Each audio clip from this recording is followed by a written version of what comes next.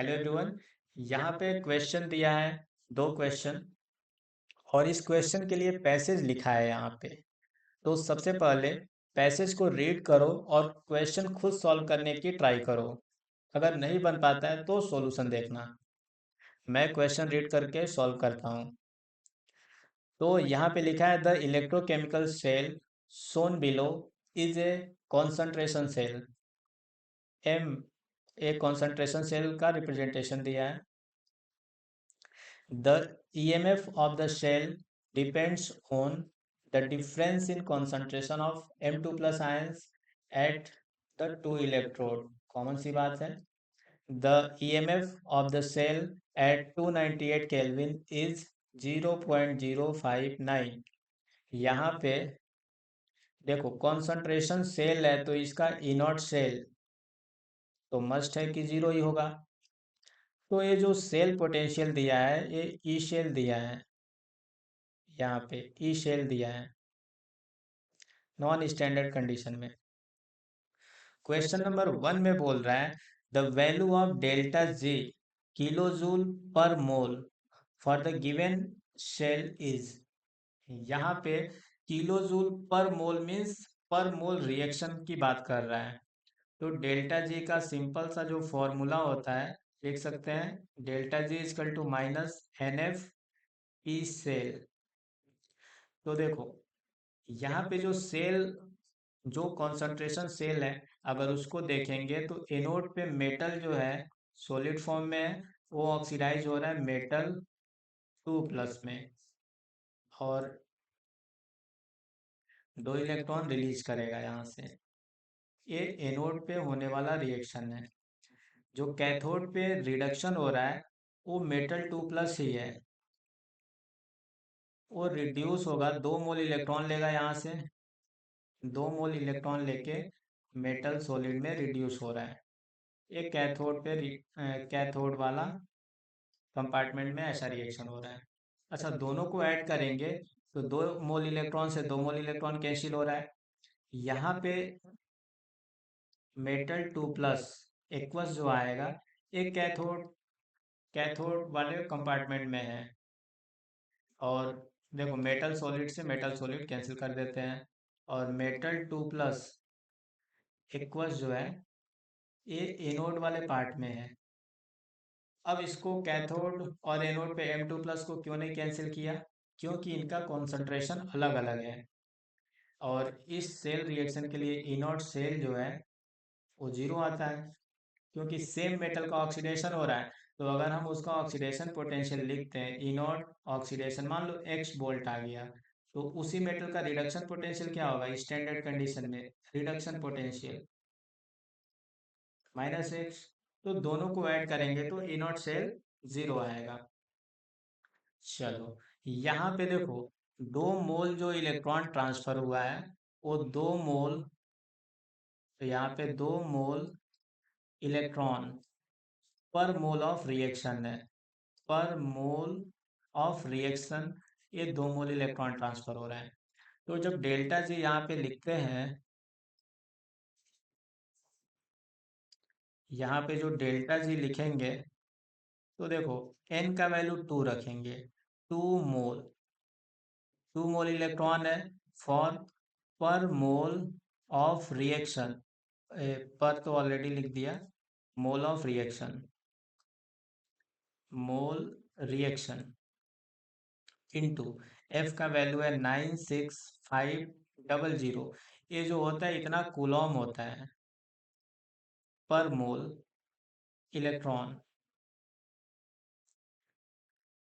अगर 1 मोल इलेक्ट्रॉन लेंगे तो इतना चार्ज आता है, इनटू ई नॉट सेल का जो वैल्यू है वो दिया है 0.059 वोल्ट। तो देखो मोल से मोल कैंसिल हो जाएगा, और यहाँ पे देखो Coulomb into volt, Coulomb into volt इसमें कन्वर्ट हो जाएगा जूल में। तो इसका वैल्यू आएगा 2 इंटू 96500 इंटू 0.059 जूल पर मोल जो है रिएक्शन आ गया। पर मोल जो पूछा है वो पर मोल रिएक्शन ही पूछा है यहाँ पे। अब देखो इसको सॉल्व कर लेंगे तो 2 इंटू इसको लिख सकते हैं, देखो किलो में कन्वर्ट कर देते हैं तो 96.5 इंटू 10 टू द पावर 3, और इसको लिख सकते हैं 0.06। ये अभी जूल पर मोल है, पर मोल ऑफ रिएक्शन, ये पर मोल रिएक्शन पूछ रहा है। तो अब देखो इसको मल्टीप्लाई करेंगे तो यहाँ से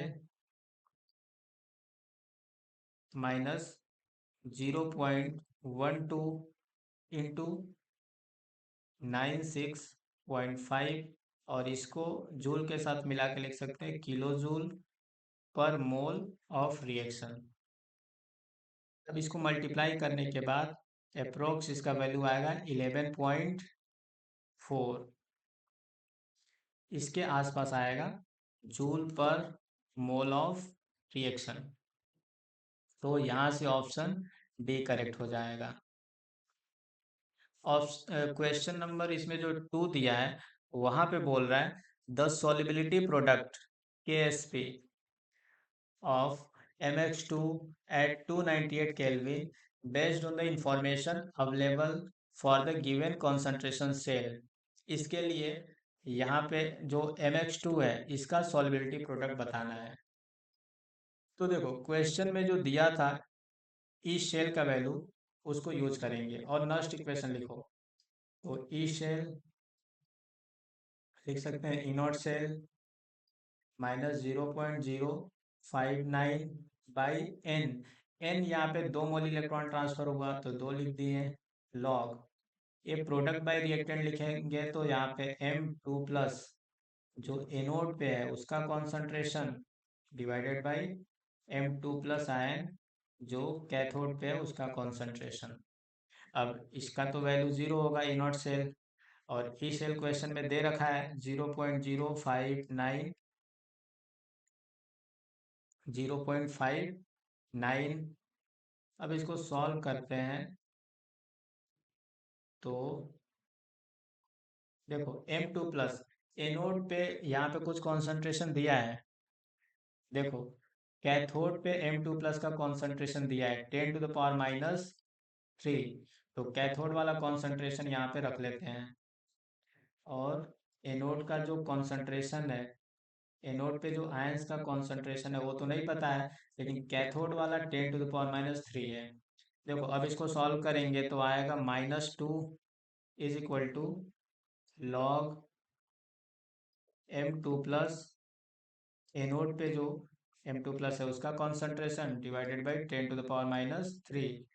फर्दर इसको सॉल्व करेंगे तो लिख सकते हैं M2 प्लस जो एनोड पे है उसका concentration divided by 10 to the power -3, तो यह आएगा 10 to the power -2। Anti log ले लिया।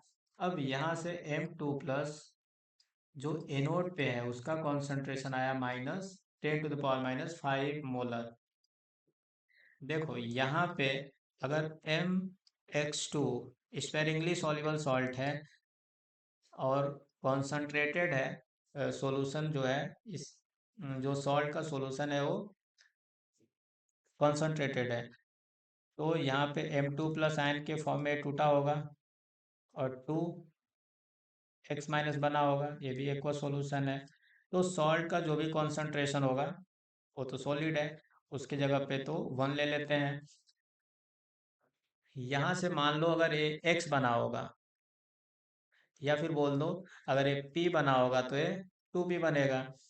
इसका वैल्यू पता है M2 प्लस कितना बन रहा है, जो क्वेश्चन में डेटा दिया है उसके अकॉर्डिंग 10 टू द पावर -5 है, तो x माइनस होगा 2 into 10 to the power -5 molar. अब KSP अगर लिखना होगा इस सॉल्ट का KSP ऑफ MX2, तो देखो इसका जो भी कॉन्सेंट्रेशन है 10 to the power -5 into x का जो भी कॉन्सेंट्रेशन है 2 इंटू 10 टू द पावर -5, और इसका स्टैइकोमेट्री लगा देंगे 2 डिवाइडेड बाई ए सॉलिड के लिए 1 रख लेते हैं। इसको सॉल्व करने पे आ रहा है 4 into 10 to the power -15। Molar cube. तो इस सॉल्ट का KSP आ गया 4 × 10⁻⁻15। तो ऑप्शन बी इसका करेक्ट है। Thank you.